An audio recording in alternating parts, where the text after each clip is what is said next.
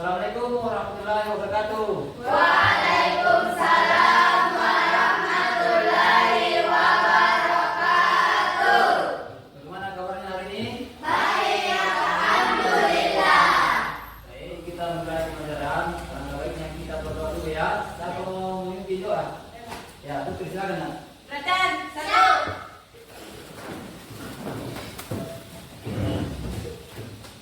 Dua, bersalam. Assalamualaikum warahmatullahi wabarakatuh. Tiga.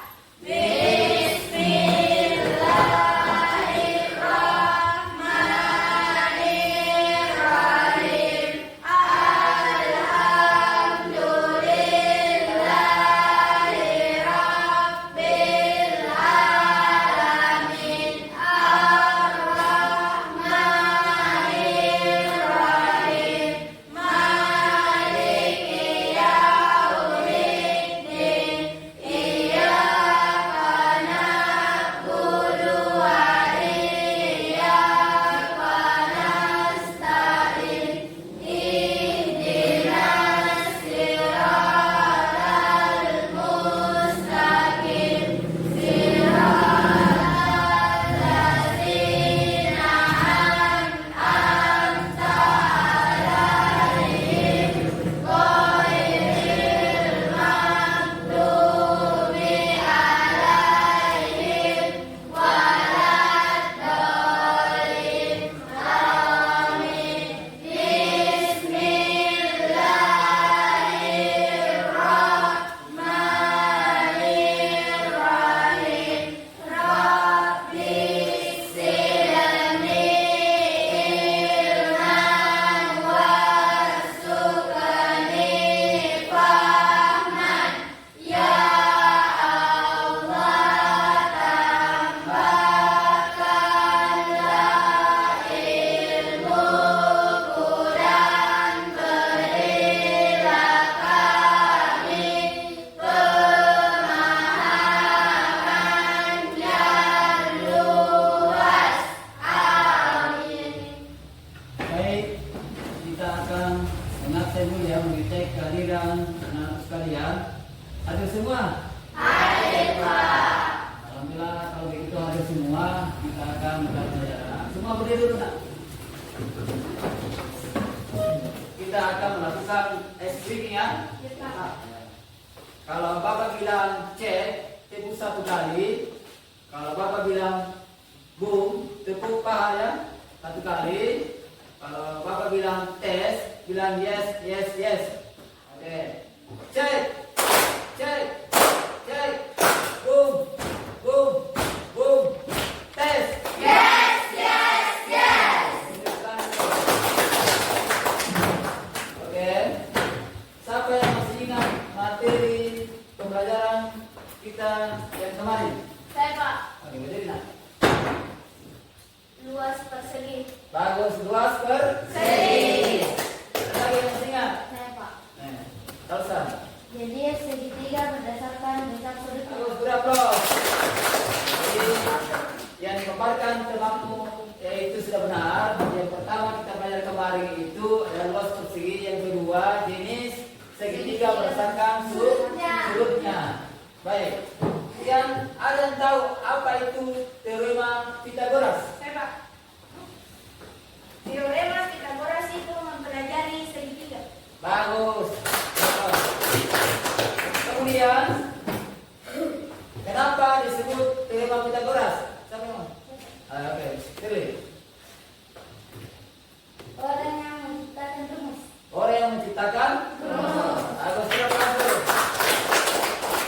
Bagaimana hubungannya dengan teorema Pythagoras dengan segitiga? Saya, Pak. Ya, silakan. Ayo. Sumbernya adalah memiliki tiga sisi. Bagus, beraplos dulu. Jadi, mari pertanyaan ada tiga saya sampaikan kepada anak sekalian. Itu sudah benar semua ya. Nah, teori yang kita pelajari pada hari ini adalah menemukan konsep teorema Pythagoras. Tujuan pembelajaran kita pada hari ini adalah pertama, peserta didik dapat menemukan konsep teorema Pitagoras. Kedua, peserta didik dapat memecahkan masalah yang berkaitan dengan teorema Pitagoras. Kemudian, manfaat kita mempelajari tentang menemukan konsep teorema Pitagoras. Pertama, kita dapat menentukan jarak suatu benda ke titik yang lain. Kedua, kita dapat tinggi suatu bangunan. Ketiga, manfaatnya adalah kita mampu menentukan arah pada saat kita dilakukan arah navigasi. Ya. Kemudian yang keempat yaitu kita mampu mendesain aspek suatu bangunan. Jadi itu manfaat yang kita pelajari. Nah, sebelum kita mulai diskusi, Bapak akan membagi kelompok ya. Bapak akan membagi kelompok. Mulai dari sini dulu. 1, 2, 3, 1, 2, 3, 1, 2, 3, 1. Oke.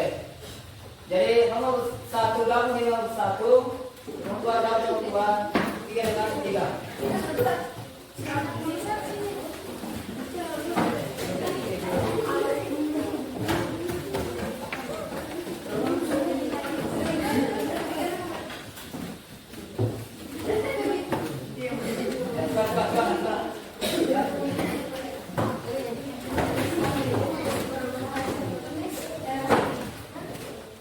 Silakan disimak video di atas dan dipahami.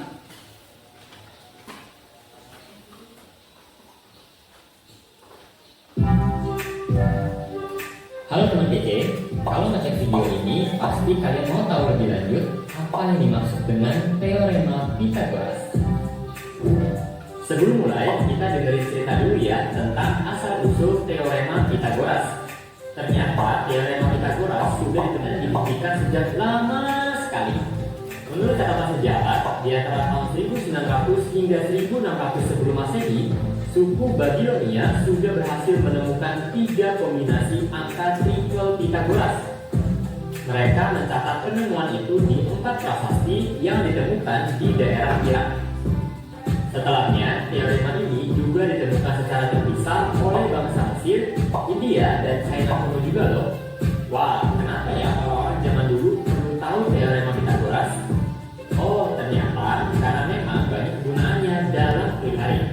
Misalnya, untuk menghitung luas lahan untuk keperluan pajak atau warisan, atau membangun piramida dan kanal air. Tapi kan Pitagoras orang Yunani.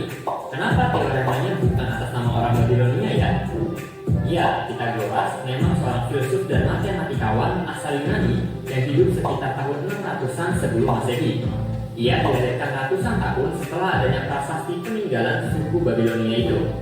Tapi memang Pitagoras yang pertama mengenalkan teorema ini ke masyarakat Yunani dan membuatnya terkenal di seluruh dunia.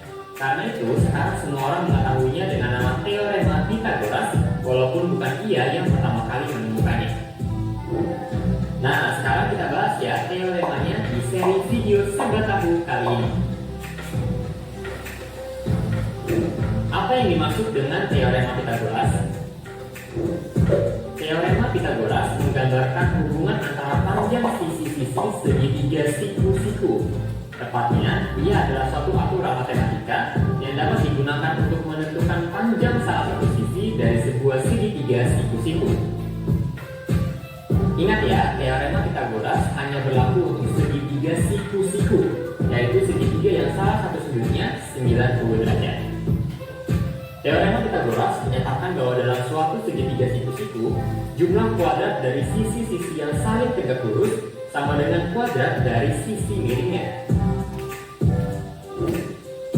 Jika ditulis secara matematis, rumus Pitagoras adalah A kuadrat sama dengan B kuadrat ditambah C kuadrat. A adalah sisi miring yang berada di depan sudut siku-siku, sedangkan B dan C adalah dua sisi lainnya yang tegak lurus. Dari rumus tersebut, kita bisa mendapatkan dua rumus turunannya, yaitu B kuadrat sama dengan A kuadrat dikurang C kuadrat, dan C kuadrat sama dengan A kuadrat dikurang B kuadrat. Bilangan A, B, dan C pada segitiga siku-siku dinamakan sebagai triple Pitagoras. Beberapa triple Pitagoras yang umum digunakan terlihat seperti di tabel ini.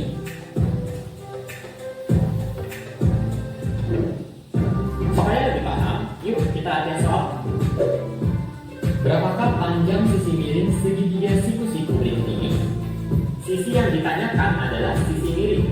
Kita misalkan sebagai A dan dua sisi lainnya sebagai B dan C. Sesuai teorema Pythagoras, kuadrat sisi miring atau A kuadrat sama dengan jumlah kuadrat dari sisi-sisi yang saling tegak lurus, yaitu B kuadrat ditambah C kuadrat. Bisa kita tulis A kuadrat sama dengan B kuadrat tambah C kuadrat. Kemudian kita masukkan nilai dari B dan C yang sudah diketahui menjadi A kuadrat sama dengan 5 kuadrat tambah 12 kuadrat. A kuadrat sama dengan 25 tambah 144. A kuadrat sama dengan 169. Berarti A sama dengan akar dari 169. A sama dengan 13. Jadi panjang sisi miring segitiga tersebut adalah 13. Mudah kan?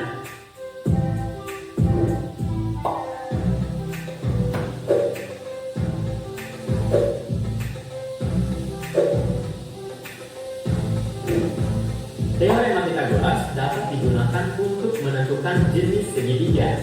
Ada apa aja ya jenis segitiga? Ya, betul. Ada segitiga lancip yang semua sudutnya kurang dari 90 derajat. Segitiga tumpul yang salah satu sudutnya di antara 90 derajat sampai 180 derajat. Dan segitiga siku-siku yang salah satu sudutnya 90 derajat. Jika diketahui panjang tiga sisi segitiga, maka dapat kita misalkan sisi miring atau sisi terpanjang dari segitiga adalah A, dan dua sisi lainnya adalah B dan C. Segitiga termasuk pertama, jenis segitiga lancip jika A kuadrat kurang dari B kuadrat tambah C kuadrat. Yang kedua, jenis segitiga tumpul jika A kuadrat lebih besar dari B kuadrat tambah C kuadrat. Yang ketiga, jenis segitiga siku-siku jika A kuadrat sama dengan B kuadrat tambah C kuadrat. Pythagoras juga dapat digunakan untuk menghitung tinggi segitiga, jajak-jajak, trapesium, atau menghitung diagonal pada layang-layang dan belah ketupat. Dengan mengetahui tinggi atau diagonal dari bangun datar tersebut, kita dapat menghitung luas bangun datar. Pythagoras juga digunakan untuk mencari luas segitiga dapat menghitung volumenya. Pada tingkat SMA, teorema Pythagoras menjadi dasar untuk materi trigonometri. Pythagoras gak hanya digunakan untuk menjawab soal-soal matematika di sekolah loh. Seorang arsitek dapat menggunakan Pythagoras untuk menghitung kemiringan atap rumah, memasang lantai rumah di lahan yang miring, memastikan dua dinding membentuk sudut siku-siku, atau menghitung panjang tangga menuju lantai 2. Pengrajin kayu juga menggunakan Pythagoras untuk membuat kusen pintu dan jendela, meja, atau bingkai agar benar-benar membentuk sudut siku-siku. Sebuah kapal laut dapat menentukan jalan terdekat ke suatu wilayah dengan Pythagoras. Hal yang sama juga dapat digunakan untuk navigasi pesawat.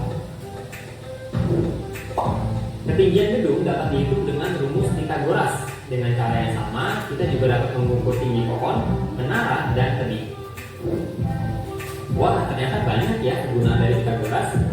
Sekarang, kamu coba jawab ya di kolom komentar. Lengkapi bilangan triple Pythagoras ini. 3, 4. Nah, selanjutnya apa nih? A5, B6, C7, D8. Oke, anak sekalian sudah menyimak video pembelajaran di atas. Ada pertanyaan sampai di sini?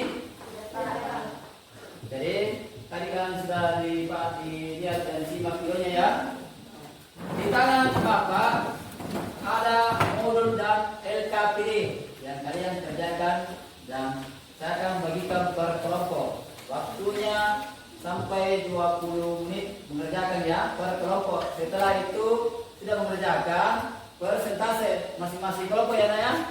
Ya, kalau ada yang ditanyakan boleh bertanya sama Bapak. Kalau sementara mengerjakan LKPD-nya ini boleh ditanyakan sama Bapak. Dipahami?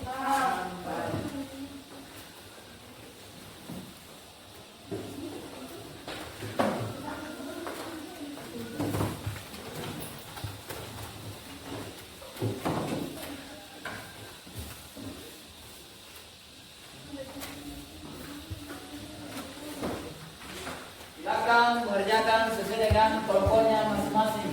Ya, silakan dikerjakan sesuai dengan kelompoknya masing-masing. Yang ini, yang satu ini adalah modul ya, nah materi pembelajaran supaya bisa memahami perasaan mendaki LKPD ya. Tapi yang satu ini adalah LKPD yang tadi kerjakan masing-masing kelompok nah ya. Oke, silakan mengerjakan nah. Ini ya, ini. Jadi ini tidak bisa dikerjain. Ini, ya. Ini harus ini. Oke, kita lakukan nah. Ya, berkelompok nah, berkelompok.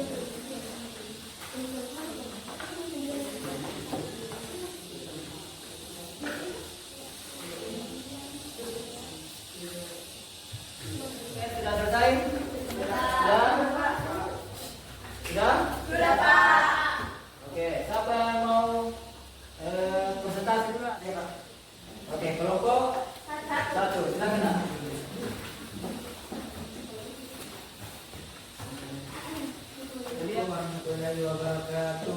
Waalaikumsalam warahmatullahi wabarakatuh. Baiklah teman-teman, pada hari ini saya akan membacakan hasil diskusi kami.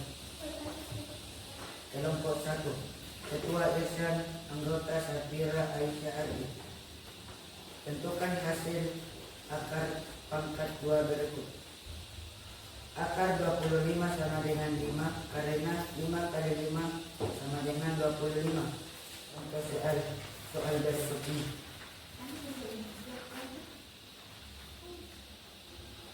Baiklah teman-teman, itulah hasil dari diskusi kami, yaitu kelompok 1. Assalamualaikum warahmatullahi wabarakatuh. Kelompok 2, ya silakan nak. Teman-teman semuanya, saya akan mempresentasikan hasil diskusi kerja kelompok kami. Nama kelompok 2, Ketua Putri, anggota Ainun Erdi Salsa. A. Kegiatan pertama. 1. Tentukan hasil akar pangkat 2 berikut. A. Akar 25 sama dengan 5 karena 5 kali 5 sama dengan 25. B.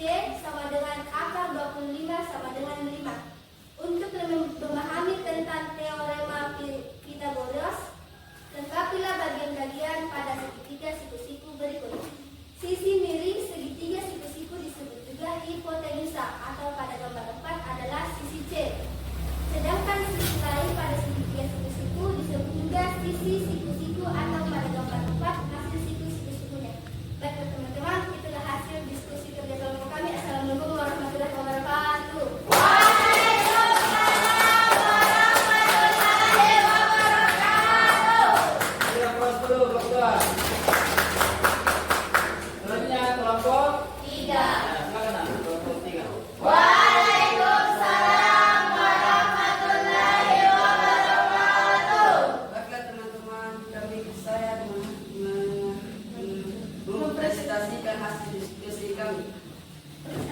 Nama kelompok 3, ketua vertikal anggota Radif di Bila Pilih. Kegiatan pertama, 1. Tentukan hasil akar pangkat 2 berikut. Akar 25 sama dengan 5, karena 5 kali 5 25, akar 64 sama dengan 8, dalam pangkat 8 64. Akar 36 sama dengan 6, karena 6 kali 6 sama dengan 36. Akar 81 sama dengan 9, karena 9 kali 9 81. Akar 144 sama dengan 12, karena 12 kali 12 144.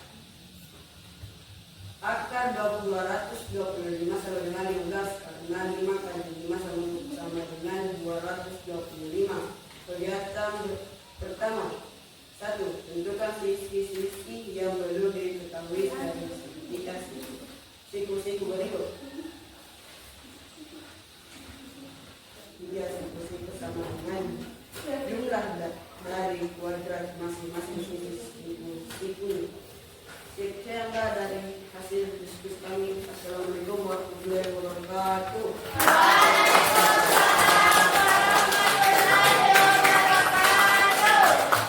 Baiklah, tadi sudah luar biasa, mulai dari kelompok 1, kelompok 2, dan kelompok presentasinya sangat luar biasa. Berapa itu?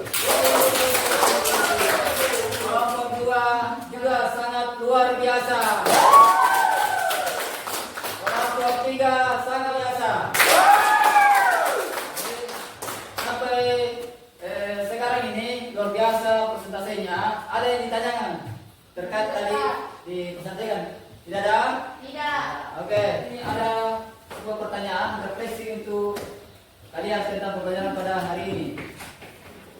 Materi yang kamu pelajari, sebutkan materi yang kamu pelajari pada pelajaran yang telah dilakukan. Apa yang kalian pelajari tadi? Sejarah penemuan teorema Pythagoras. Apa lagi? Mempelajari segitiga. Mempelajari segitiga. Tiga. Ya, ada lagi? Rumus kita. Rumus Pythagoras. Kemudian apa manfaat yang kalian pelajari ini? Sangat banyak ya? Iya, Pak. Oke. Ada yang tidak diketahui? Apakah ada kesulitan yang kalian pelajari di sini? Tidak ada. Mau menentukan? Ya. Fadilah, silakan. Ya, silakan. Assalamualaikum warahmatullahi wabarakatuh. Waalaikumsalam warahmatullahi wabarakatuh. Saya kelompok saya adalah nama teorema Pythagoras berasal dari Yunani, yaitu seorang filsuf Pythagoras yang menemukan rumus C2 T pangkat 2 sama dengan A pangkat 2 tambah B pangkat 2. Teorema Pythagoras menyatakan